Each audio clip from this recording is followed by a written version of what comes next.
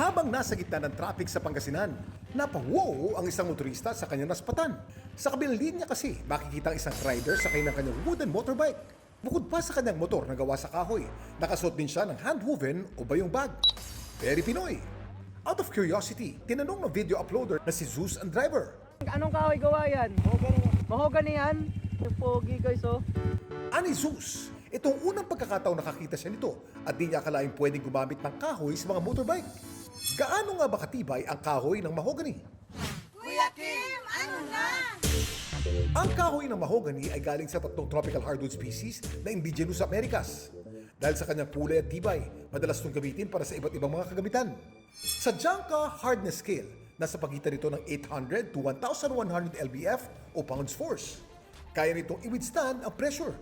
At may moderate resistance sa pagkasira o bulok at insect infestation na siyang dahilan kung bakit kaya nitong tumagal ng mahabang panahon.